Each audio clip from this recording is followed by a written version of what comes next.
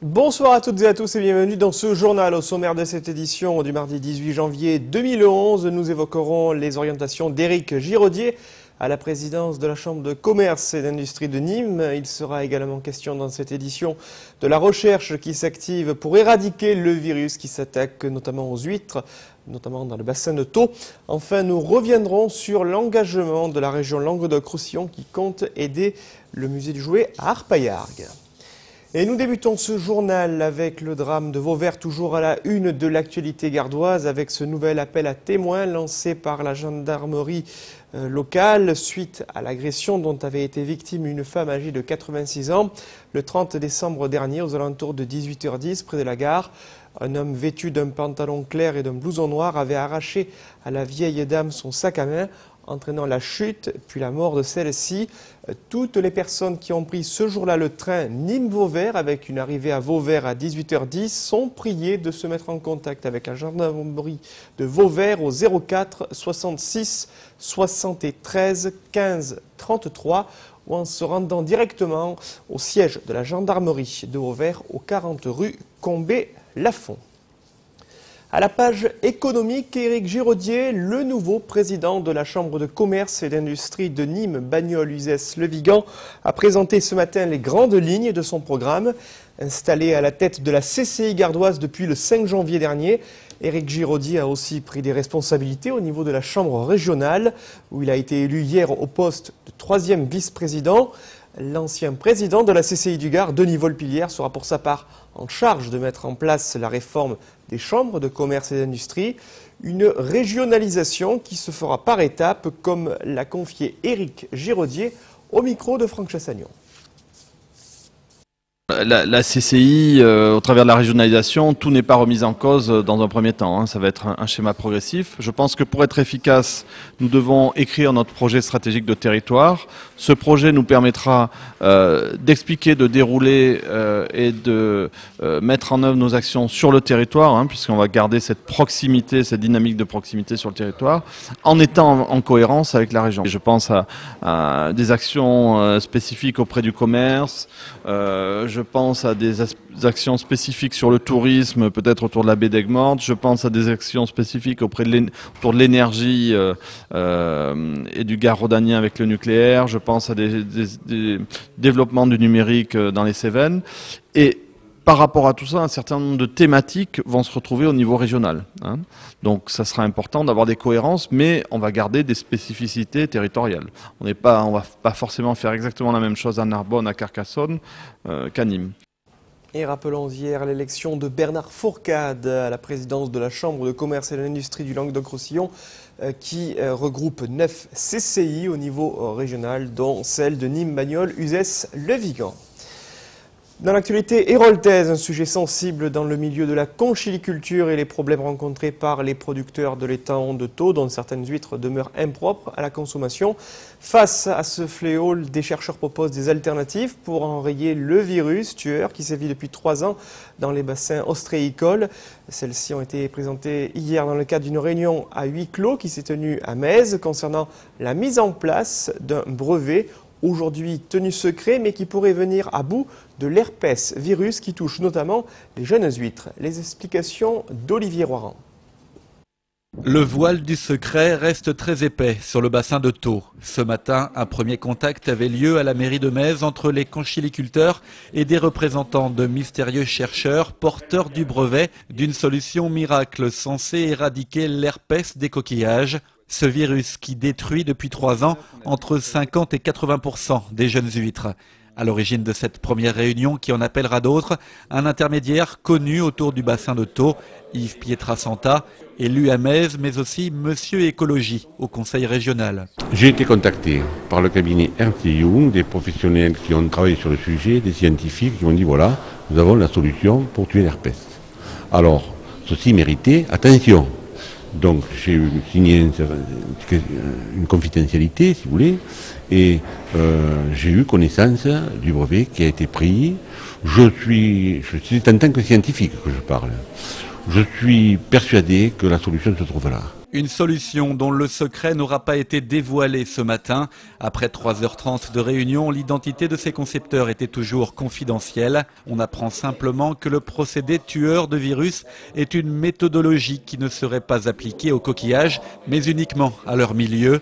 Les mots sont choisis à la sortie de la réunion. C'est une avocate qui parle pour ses clients. Sur la solution, pour l'instant, je ne vous en dirai rien. Vous savez, je suis tenue à la confidentialité. Là, on s'est mis en place pour discuter tous ensemble d'un cadre de négociation et de la mise en place d'un comité pour effectuer des tests. D'abord pour voir si l'invention de mes clients n'était pas nuisible pour l'environnement, c'est la première des étapes.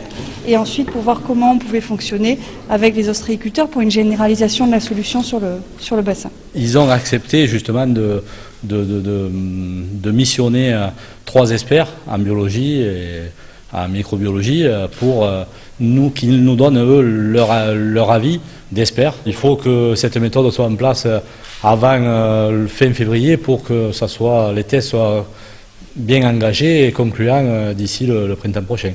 Et la fameuse méthodologie reste un espoir auquel veulent croire les 700 conchiliculteurs du bassin de Thau et de tout le pourtour méditerranéen. À cause de la surmortalité des jeunes huîtres, un tiers des 1500 tables à huîtres de l'étang de Thau n'est pas utilisé. Retour dans le Gard et une question posée. Quel avenir pour l'Universal Museum, situé à Arpaillargues et anciennement nommé Musée du Jouet et Musée 1900, ce lieu a dû faire face à différents déboires, parmi lesquels un cambriolage en 2008, occasionnant la fermeture du musée du Jouet. Il reste aujourd'hui le musée 1900 et ses pièces, dont certaines précieuses, mériteraient d'être référencées patrimoine national. Une solution est en passe d'être trouvée avec une plausible gestion par le Centre national des arts et métiers et une aide financière de la région Languedoc-Roussillon, dont le président Christian Bourquin a visité le site ce week-end sous l'objectif d'Olivier Michel. Le Conservatoire national des arts et métiers lorgne du côté d'Arpaillargues.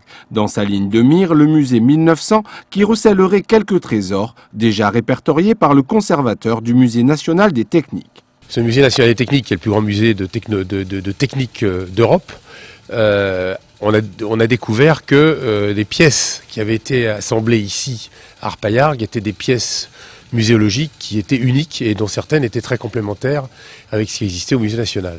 Il ne s'agit pas là de piller le musée gardois, mais au contraire de peut-être en faire une antenne régionale du musée parisien et de sauvegarder certaines pièces en les référençant dans le patrimoine national. Le musée des arts et métiers peut apporter en fait ses compétences, son expertise, ses conservateurs et éventuellement jouer des synergies d'expositions temporaires par exemple pour valoriser en fait les collections qu'ils ont ici, prêter des collections qui sont actuellement à Paris, stockées dans des réserves, donc tout un ensemble de synergies en fait à trouver, à proposer. Une gestion tripartite entre propriétaires, CNAM et collectivités est envisagée. Cette mise sous tutelle permettrait de sauver le musée créé en 1981 par Gaston Baron, un collectionneur passionné de mécanique qui a aujourd'hui passé le relais à sa fille et son gendre. Eric, il est là. Eric, où tu es? Eric, oui. Le moulin, il date depuis quand, le moulin? Tu es retrouvé dans les archives 12e chef. Lorsqu'il n'y a pas de développement possible et d'avenir possible, c'est vrai qu'on peut imaginer que les collections soient dispersées si aucune autorité porte regard à ce patrimoine régional et parfois à plusieurs reprises dans le musée des pièces patrimoniales importantes. L'avenir du musée reste pour l'heure incertain puisque conditionné. Des travaux de mise aux normes sont nécessaires à hauteur de 500 000 €, d'où l'appel lancé aux collectivités territoriales qui, à l'image de la région, devraient répondre présentes. Oui, il y a des choses à faire et le conseil régional va l'étudier pour voir comment on peut encore mieux et encore d'une façon encore plus forte présenter cela à la population du territoire, mais aussi en faire un outil touristique, puisque avec le pont du Gard, avec l'entreprise de bonbons, la visite du musée du bonbon et toute la fabrication, et ici, bref, on sent bien qu'il y a un triptyque qui est intéressant touristiquement. Au chapitre judiciaire, la poursuite du procès Bissonnet devant les assises de l'Hérault, après un début de semaine marqué Par le report des auditions des gendarmes, les juges ont entamé la partie la plus technique du procès. Depuis ce matin, les médecins légistes et les experts en balistique se sont relayés à la barre afin de déterminer si Bernadette Bissonnet avait été victime de 2 ou 3 coups de fusil le 11 mars 2008 dans sa demeure de Castelnau-le-Lez. Le compte rendu de cette 7e journée d'audience avec Jean Brun. Bien qu'inhabituelle, la décision du président Mokaer d'entamer ce second procès par l'interrogatoire des prévenus aura permis de remettre dans son contexte chaque personnage clé du meurtre de Dominique Bissonnet. Place maintenant aux experts et à leurs expertises parfois contradictoires. Ce matin, c'est le médecin légiste Marc Beauvois qui entame les débats. Ces constatations contredisent les déclarations de Belkacem, auteur des 2 coups de feu mortels. Mais le jardinier ne se souvient plus exactement. On compte sur les experts en balistique pour s'assurer enfin du déroulement des faits. Experts et contre-experts sont bien d'accord. 2 coups de feu ont été tirés avec un fusil de chasse à canon scié. Les défenseurs de Jean-Michel Bissonnet citent alors comme témoin un 3e expert venu de Paris, auquel ils ont commandé leur propre rapport. De chiffre en chiffre, d'expertise en constatation, celui-ci explique qu'il y a trop de plomb sur la scène de crime pour qu'il n'y ait eu que 2 coups de feu. Plutôt 3. 3 tirs. De là à en déduire qu'il y aurait 2 tireurs, Belkacem et Darcourt. Une version qui soulagerait la défense de Bissonnet. Mais la bataille d'experts ne fait que commencer. Et sans transition, un mot de football avec le défenseur brestois Grégory Lorenzi, toujours attendu à Arles pour la signature d'un prêt avec l'ACA. Âgé de 27 ans, ce joueur a évolué sous le coaching de Farouk Hadibedjik lorsque ce dernier était entraîneur à Bastia.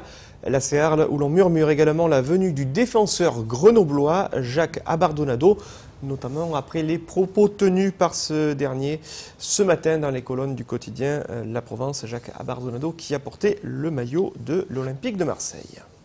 Un mot de musique avec la seconde semaine du festival de flamenco qui s'ouvre ce soir et la présentation au Théâtre de Nîmes de la danseuse Belén Lopez. Avant-hier, c'est la guitare de Moraito Chico et le chant de Jesus Mendes qui ont conquis la salle nîmoise. 2 artistes que le public du festival retrouvera demain soir et qu'a rencontré pour nous Nicolas Penchino. Dimanche 16 janvier sur la scène du Théâtre de Nîmes, Manuel Moreno Junquera, appelé Moraito Chico, nous a offert un grand récital de guitare. Tour à tour soliste ou en accompagnement du jeune chanteur Jesus Mendes, avec une petite touche d'exotisme pour accompagner ce fils du quartier gitan Santiago de Reres de la Frontera, ses amis Ignacio Cintando à la basse électrique et Bernardo Parilla au violon. Quant aux percussions, on retrouvait Luis Carrasco et Pedro Navarro Grimaldi.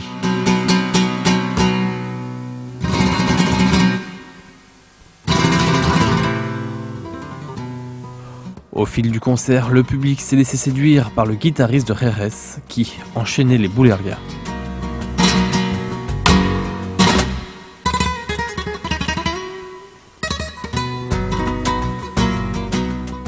Et c'est debout que les spectateurs, littéralement sous le charme, ont acclamé l'artiste et ainsi pu obtenir un rappel.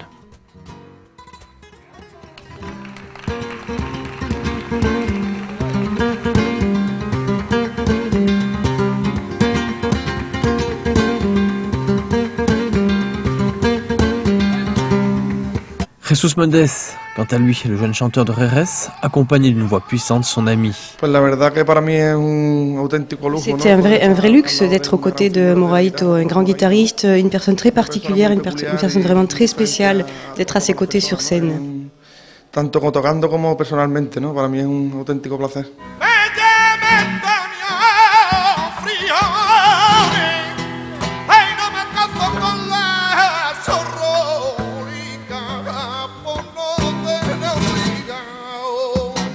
Les 2 hommes se retrouveront sur la scène du Théâtre de Nîmes mercredi 19 janvier pour le récital, cette fois, du Cantaor.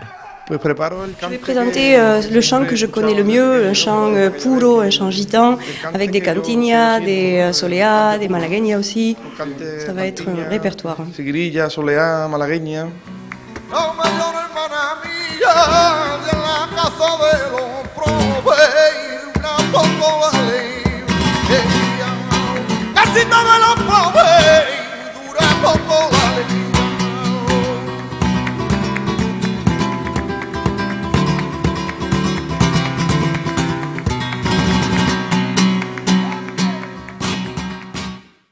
Avec Olivier et Guillaume particulièrement attentifs en régie, un grand expert de la boulerie à qui ils sont, suite à ce beau chant de Jesus Mendes. Allez, c'est la fin de cette édition, merci de l'avoir suivi. N'oubliez pas ce soir votre soirée foot sur Télémiroir et TV Sud avec Rocco Hebdo.